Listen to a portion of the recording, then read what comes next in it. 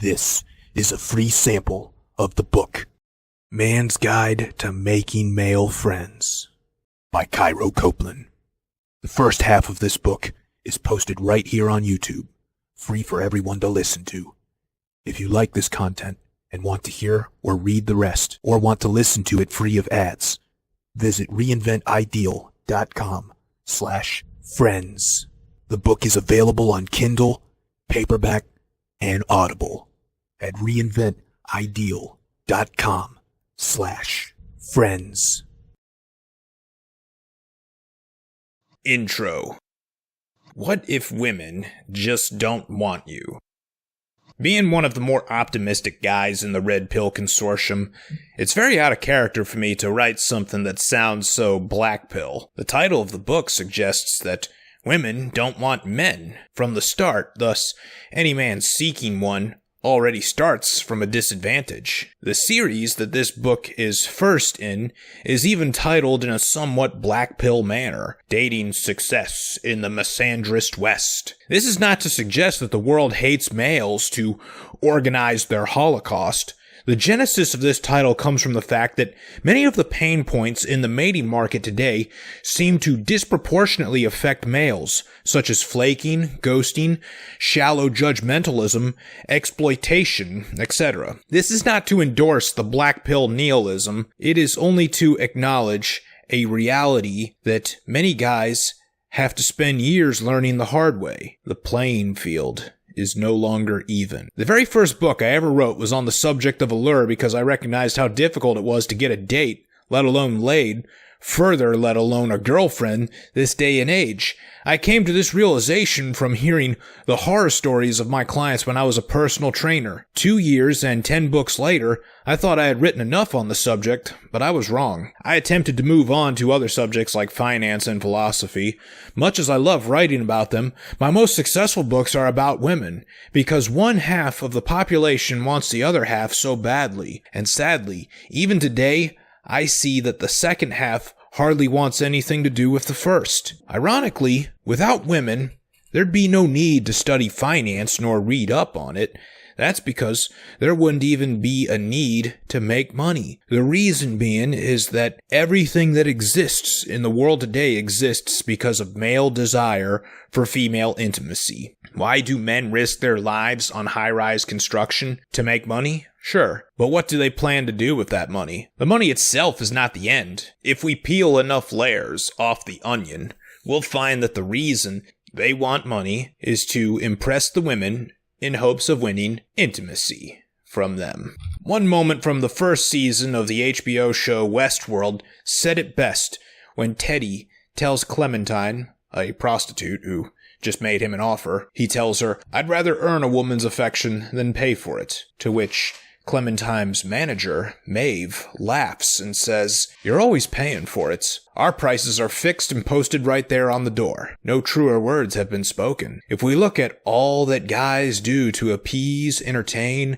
and allure women, it all comes at some sort of cost. It's not always a money cost, but it can carry a price in terms of time, energy, attention, effort, focus, and emotion. A man pays in some way, shape, or form for each moment of intimacy he has with a woman. Even those few amazing males that make it seem effortless, the ones that live on God mode like Hugh Hefner, Andrew Tate, and the like, they only seem to be reaping the fruits effortlessly because they already paid for it earlier in life. They worked hard early on to become rich men that could afford the lifestyle with harems of women. And make no mistake, their reason for working was no different from the poor drug dealer on the streets of the ghetto hustling to make bank. He's trying to earn money for the down payment on his proportion for the female intimacy that he can afford. This is true of all work done by mankind worldwide. Artists, architects, musicians, metallurgists, medical researchers, carpenters, contractors, actors, engineers, etc. All the hard work done to earn every dollar beyond basic living needs has the same motivational force behind it. The hope of earning intimacy and sexual access to women. This is why men get so much meaning and fulfillment from success at work that many women do not. As much as work sucks, And it really sucks in corporate America for sure. Men find a way to persevere through the suck because the trophy at the end of the finish line for them is well worth it to them. However, for women, this is not the case.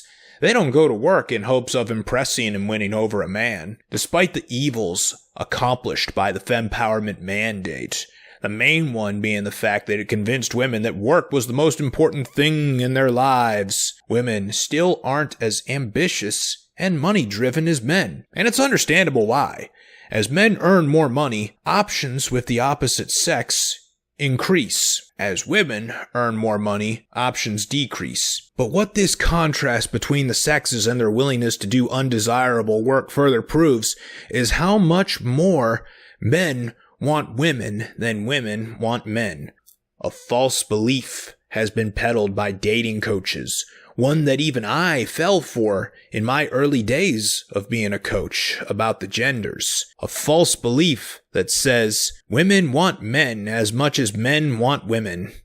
In context, many dating coaches push the belief because they were hoping to instill more contrived confidence in their clients and get them to believe in themselves. At one point in human history, it may have been true that women liked men just as much, but the past several decades have witnessed a massacre by the fempowerment mandate, dishing out indoctrination from age 5 until death that men are unnecessary and bad. Not only are the women of today convinced that they don't need no man, but that they don't want one either. The most amazing swindle in the history of socioeconomics was done when women were convinced by their feminist sisters that the most important thing in life was not other people, not family, friends, a husband, or children. Instead, they convinced women that a more fulfilling life was to be found pursuing bullshit degrees, low-paying careers, vanity social media clout, and a parasitical political cause. Many female souls expend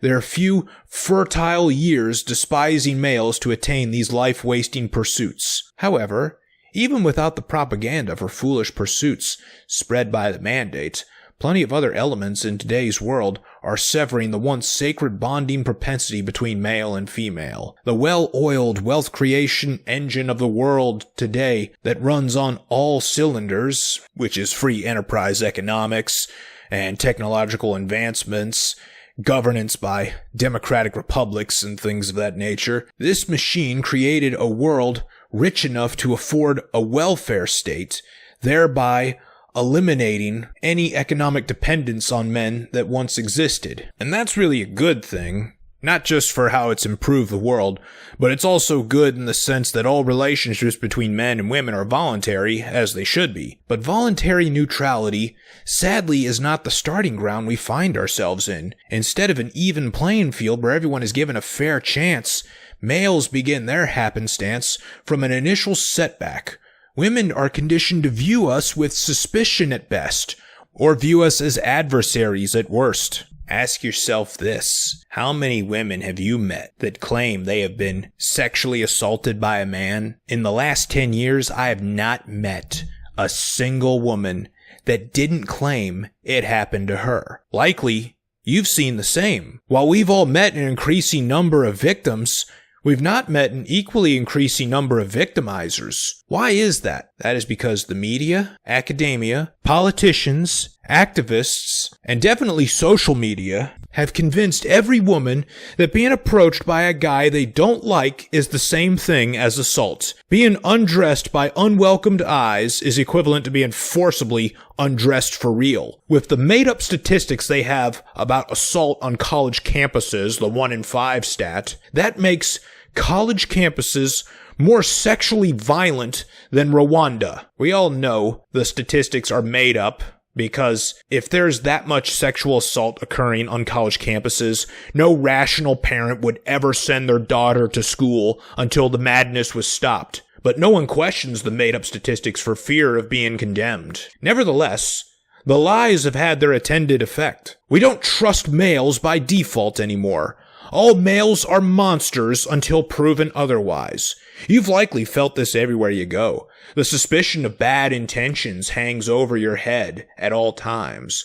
Unless you had a woman with you When you go somewhere, people assume the worst about you, and you can feel those assumptions coming from them like heat. You can't get mad about this. Women have been conditioned to think you're a violent, sexually abusive monster ever since they were girls. In some cases, the conditioning was done by their parents with the best of intentions. Other cases, it was done by the media and academia with the worst of intentions. Even without the media and academia doing what they do, the males of today's world do themselves no favors. And I don't mean the few that do commit horrid acts of sexual assault. Yes, they exist, and there are enough of them for every woman to have a reasonable suspicion of males.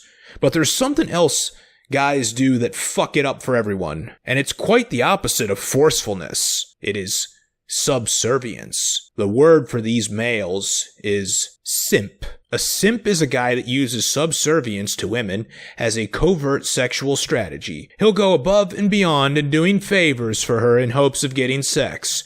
He'll throw money at her by paying her bills at her request, or by being a sugar daddy that dishes out an allowance. Or he'll just send her sweet nothings by text and direct messages. Ultimately, what these guys do is throw compliments, money, undeserved adoration, and favors toward a woman just because she exists.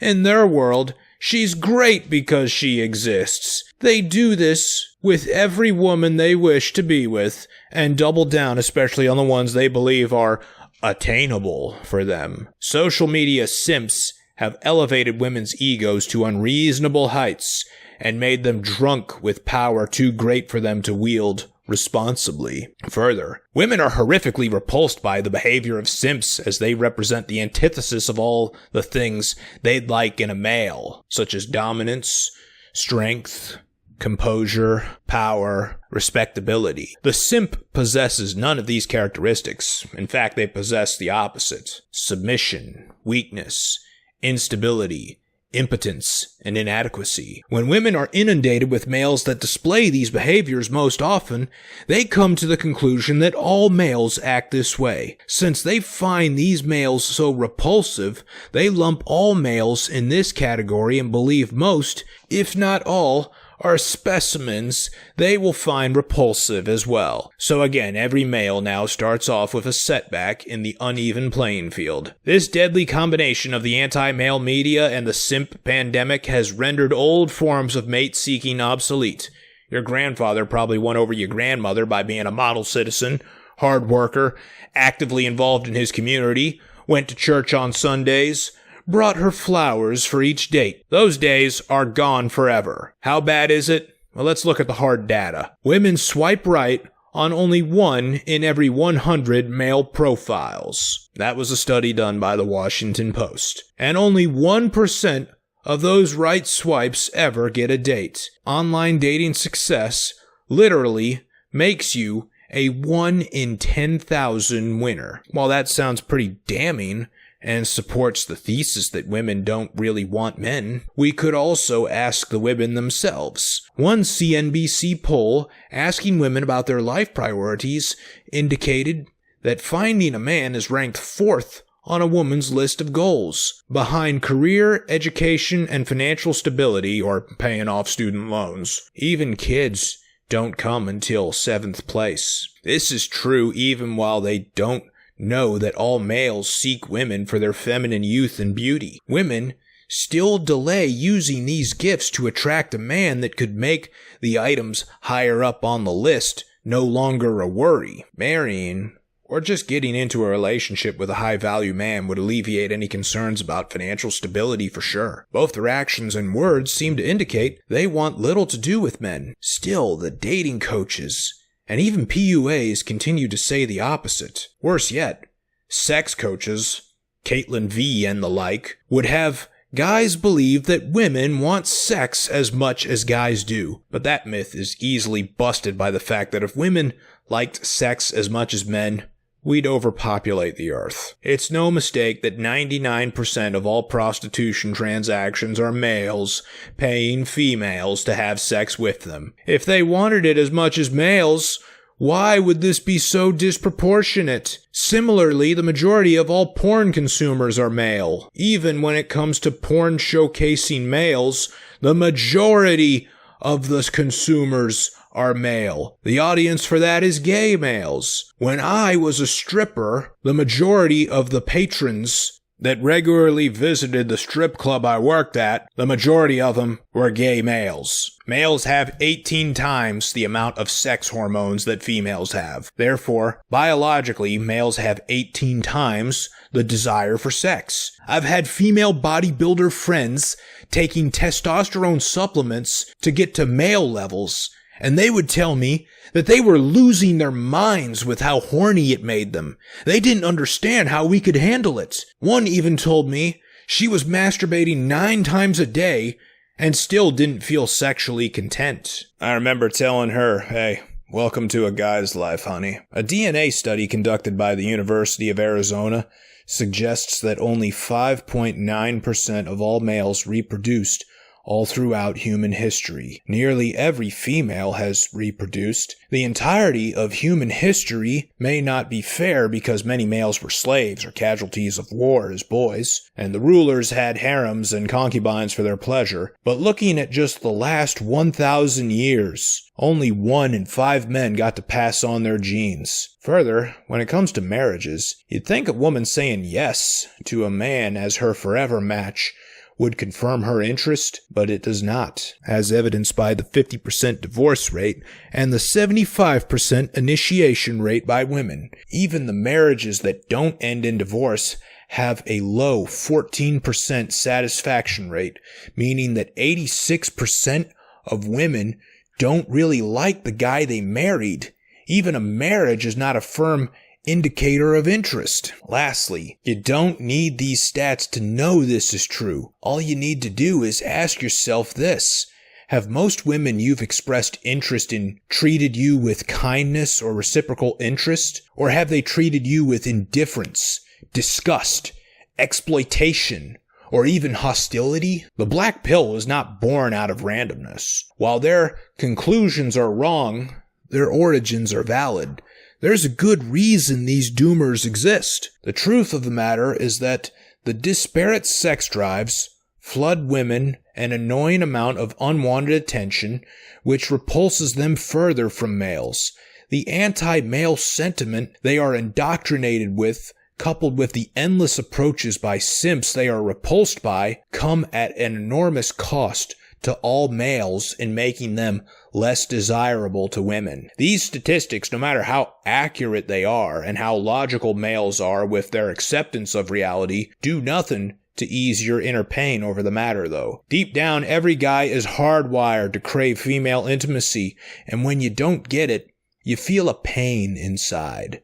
Like the pain when you're dumped, rejected, flaked on, friend-zoned, ghosted, and discarded. This pain is purely evolutionary. If males didn't feel that intense pain throughout our ancestral past, the human race would not have continued on. While it's merely functional for the perpetuation of our species, this same pain is so intense that it even has driven guys to take their own lives when it becomes clear they won't be alleviated of it, or have just experienced too damn much of it. Adding insult to injury, the sex sells pornographic culture that appears in everything from commercials to video games serves as a reminder to sexless males of what they're not experiencing, thereby increasing their thirst. Further, there are social imperatives that state you as a male are a failure if you cannot win a female over. You feel as though you are not welcomed in this world,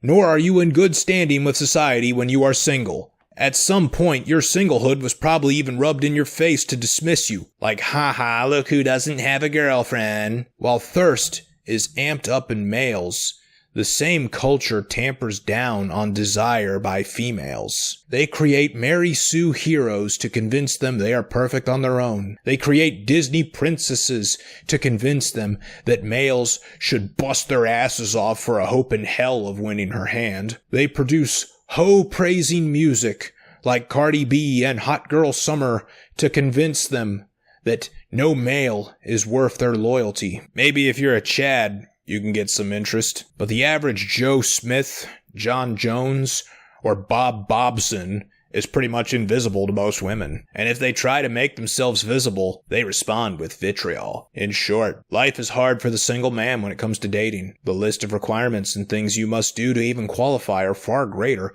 than they've ever been before. All your grandfather had to do was be a good man that brought your grandmother flowers and took her on a few dates. Now you must be rich, tall, good-looking, socially calibrated, high status, interesting, and have an extensive social circle just to qualify. Still, that's only to have a chance. You may get your chance, but then blow it by making one wrong move. Fuck up just once with the woman you're pursuing and she can easily replace you because there are hundreds of guys in line behind you. Her phone is like a Netflix library of males that will drop everything to be with her at her beck and call. And once you've locked her down and solidified a relationship, you're still not done. You need to keep things interesting and amazing for her. She has no desire to work through problems like they did back in the old days.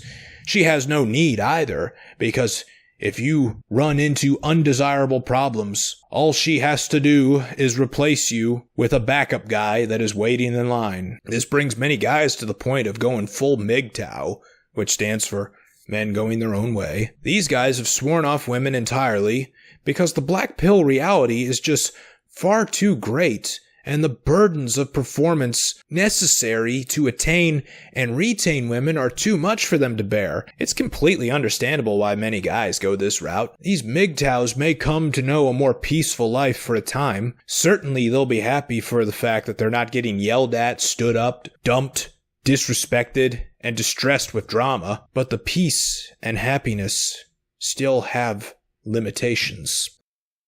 I'm not here to argue for or against MGTOW. Personally, I think every guy should at least spend a few years in his 20s sworn off women so he had the time to focus to build himself up. But what I can say is that sex does wonders for the male mind and life satisfaction. After all, there's a reason we seek it so fervently. From my coaching days, I would take before and after pictures of my clients. When they first signed up, they looked so terribly sad, like emo kids a few days away from suicide. But after months to years of working with me, after attaining a sex life they could only dream of, the smiles on their faces looked to have left a permanent impression, like Jack Nicholson's Joker. From my own personal experience, one story says it best. I was a loner in my early 20s with no sex life. Once, during that time, I remember spilling something in the kitchen and losing my shit, shouting, screaming, cussing my head off, and tearing the kitchen apart with anger. I was already severely irritated that my life was not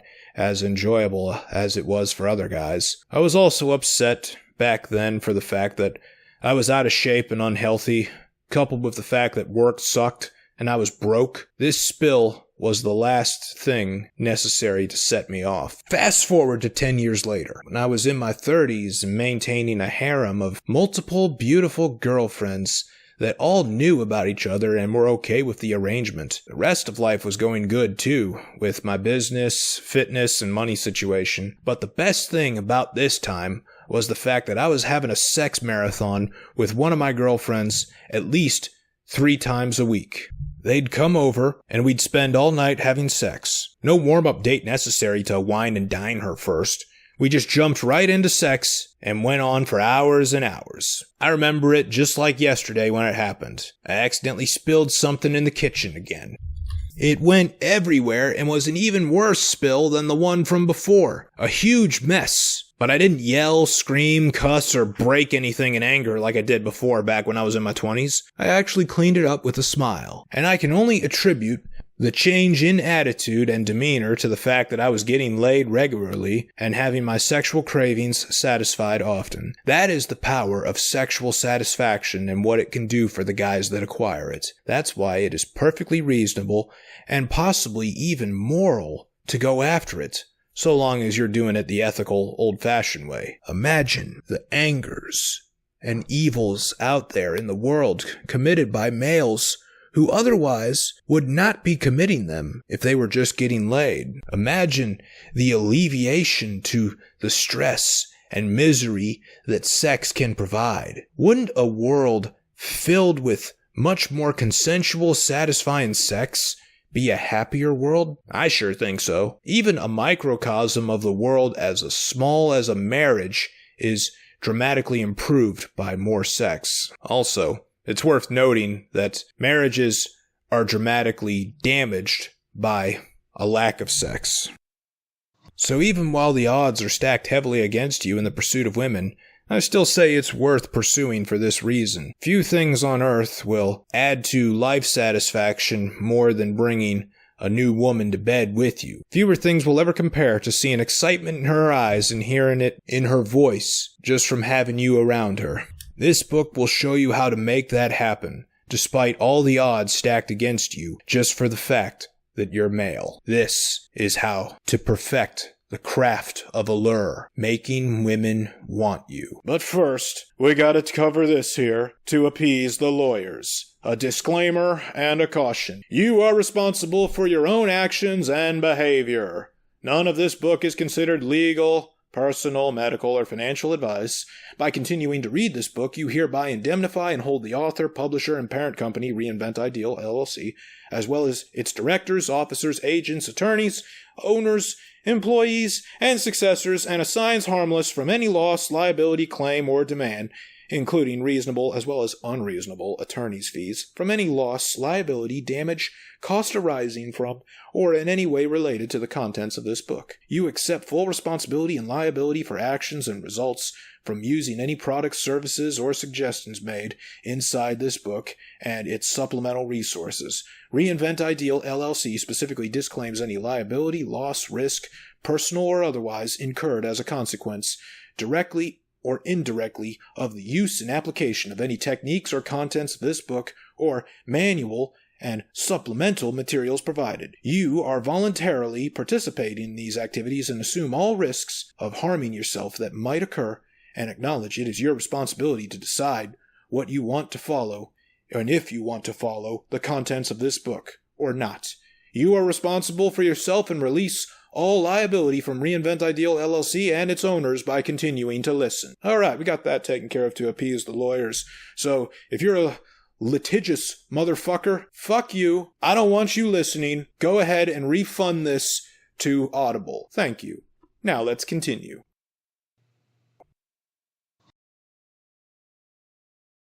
Thank you for listening to this free sample of the book, Man's Guide to Making Male Friends, by Cairo Copeland. If you enjoyed it and want to hear or read the rest, or want to listen to it free of ads, visit reinventideal.com/friends. The book is available on Kindle, paperback, and Audible at reinventideal.com/friends.